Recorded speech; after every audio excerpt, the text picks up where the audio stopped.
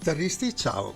Oggi un breve video nel quale vorrei parlarvi di un problema atavico che interessa noi chitarristi, per lo più non professionisti, e che riguarda il riconoscimento immediato delle note sul manico della nostra chitarra.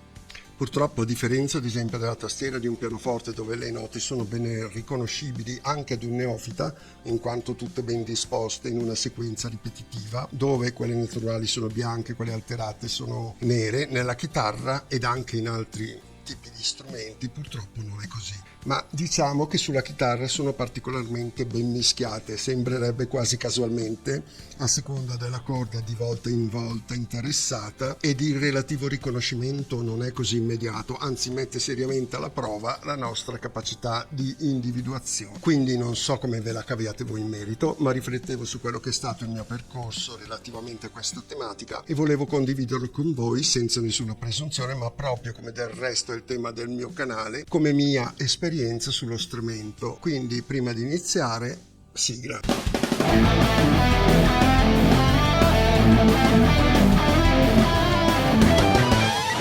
Mi ricordo che un giorno ero ad una masterclass del grandissimo Luca Colombo e proprio in apertura lui spiegava dell'importanza del conoscere la teoria musicale, del problema che appunto abbiamo noi chitarristi nell'individuare le note sul manico della chitarra, e proprio in quel momento guardò verso di me e mi domandò: che nota è questa?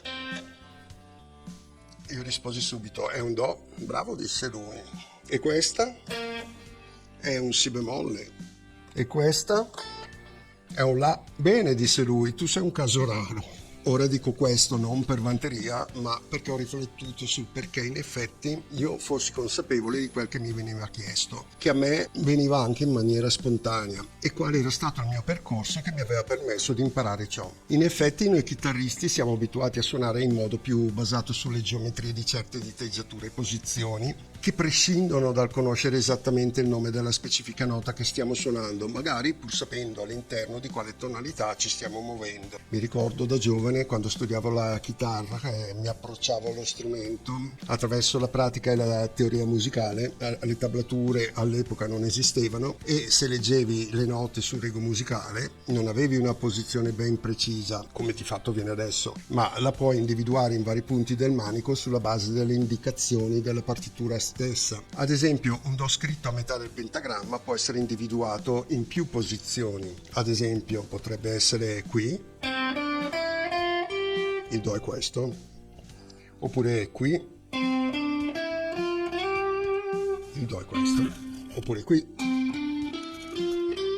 e via dicendo. Ciò comporta che puoi suonare in varie posizioni, ma noi sappiamo che a secondo della posizione che utilizzi lo strumento ti regala alcune sfumature che in altre posizioni non riesce a rendere così bene. La tablatura invece ti dice esattamente in quale punto preciso del manico, su quale corda e su quale tasto quella nota debba essere suonata. Se dovessi suonare il do qui, mi troverei scritto 5, se lo dovessi suonare qui mi troverai scritto 10 sulla corda Re. Io poi, utilizzando spesso software come Guitar Pro, sia per studiare ed esercitarmi, sia per scrivere i miei brani, o anche solo dei brevi leak per fare in modo di non dimenticarmeli o comunque di poterli recuperare anche a distanza di tempo, mi sono abituato a questa relazione tra corda, numero di tasto e nota. Quindi, premettendo che a posteriori ho ricostruito questa metodologia che mi ha riguardato, con tutta l'umiltà del caso ve la riporto, non certo con l'intenzione di darvi un metodo in tal senso, anche se secondo me lo può essere. Spero che possa tornarvi utile come di fatto è stato utile a me, ed anche se qualcuno potrebbe in effetti sembrare, come si suol dire, tra virgolette, la scoperta dell'acqua calda. In uno dei miei video precedenti vi avevo lasciato un numero che era il seguente: 8, 10, 3, 5, 1, 8. Magari vi sarete chiesti, o forse no, che numero fosse. Per me è soltanto la formula o l'indirizzo della nota do sul manico della chitarra, partendo dalla corda più grave, il mi basso, fino ad arrivare al mi cantino nella prima porzione del manico.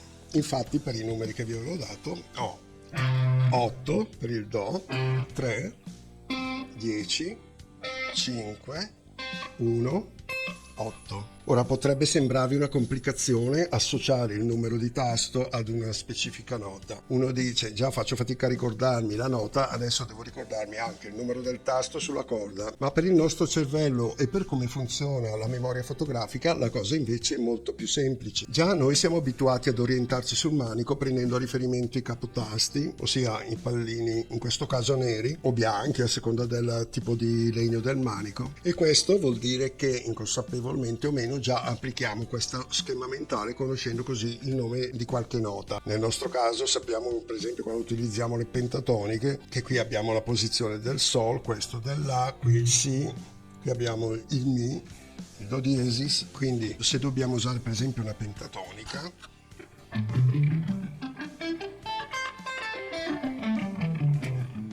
sappiamo che siamo sull'A, andiamo geometricamente con una posizione ma magari all'interno di questa posizione non vediamo esattamente le note che suoniamo. Lo facciamo perché sappiamo che quella è la posizione della pentatonica. Quindi con questa metodologia già conosciamo le posizioni sulle due corde estreme e ci rimarrebbero le altre 4 interne.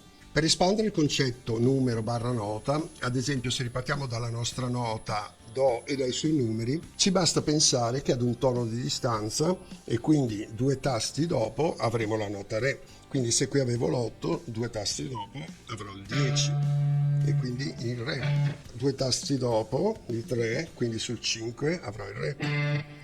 2 tasti dopo il 10, quindi sul 12 avrò il Re.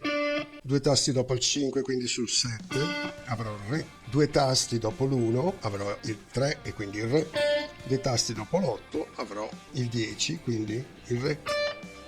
E così pure tornando indietro di 1 al 7 avrò il Si, lo avrò il 2, lo avrò il 9, lo avrò il 4, lo avrò libero, o al 12 lo avrò il 7. Il passo successivo è quello di visualizzarli con gli occhi della mente, ossia immaginarseli anche non avendo la chitarra sotto mano o sott'occhio. Se provate a chiudere gli occhi e a visualizzare il manico come è formato con i suoi pallini bianchi o neri, riuscirete ad individuarne il numero e la relativa nota. Vedrete che è molto più semplice di quanto non sembri. Se qualche volta non riuscite ad addormentarvi, invece che contare le pecore, provate a visualizzare il manico e la posizione delle note che già conoscete e vedrete che in breve tempo di sicuro vi addormenterete, ma ne avrete un gran giovamento. Come dicevamo prima, è vero che noi spesso suoniamo più attraverso posizioni individuate graficamente sul manico che prescindono dalla consapevolezza delle note che contengono, ma a volte potrebbe capitarci anche di non conoscere l'esatta diteggiatura di una scala, di un accordo o di un arpeggio. Ma se invece sappiamo da che note è composto, possiamo tranquillamente ricavarceli. Spesso i suoni che funzionano meglio sono quelli che si appoggiano sulle note target dell'accordo. Conoscendo la loro posizione sul manico possiamo tranquillamente ricavarcele, al di là del fatto che conosciamo meno la diteggiatura grafica dell'accordo o della scala sottintesa, e questo può aiutarci a costruirci un solo meno scontato perché non basato su una diteggiatura o su dei passaggi preconfezionati. Sempre per il giochino dei numeri, se dobbiamo passare nella seconda parte del manico per le ottave successive, noi sappiamo che tra un'ottava e l'altra ci sono 12 semitoni, per cui ritornando al nostro Do, se qui abbiamo il Do all'ottavo tasto, 8 più 12 fa 20, qui avrò il Do all'ottava alta, al primo tasto 8 più 12 fa 13 e quindi ce l'ho all'ottava successiva. Idem per il quinto, 5 più 12 17 Do e così via. Quindi è anche facile per tutte le altre note ricavarsi mnemonicamente il numero del tasto. Questa cosa poi, senza accorgersi, ci entra dentro, cioè viene automatica, non so come spiegarla, e diventa molto facile e immediato riconoscere le note, Fa, La, Do e via dicendo. Quindi questo aspetto numero, tasto, nota, alla fine diventa abbastanza spontaneo e ci rende facile vedere non solo il manico, i tasti, ma proprio le note. A me succede così, che quando vedo il tasto vedo la nota, Quindi non vi resta che sperimentare, poi fatemi sapere se può essere utile per voi o meno. Spero che l'argomento possa essere stato di vostro interesse e dallo scopo vi sia utile come lo è stato per me, quindi vi invito a sperimentare anche se sono già cose che in fondo conosciamo ed eventualmente fatemi sapere nei commenti la vostra esperienza. In ogni caso sono a disposizione per qualsiasi domanda o chiarimento in merito e per chi non lo fosse ancora ricordo di iscriversi al canale, lasciare un bel like, attivare la campanella eccetera eccetera bla bla bla. A voi non costa niente, a me può essere utile per proseguire sperando che vi piacciono in questi tipo di tematiche o di contenuti. Pertanto chiudo qui questo breve video, un saluto a tutti e alla prossima, ciao!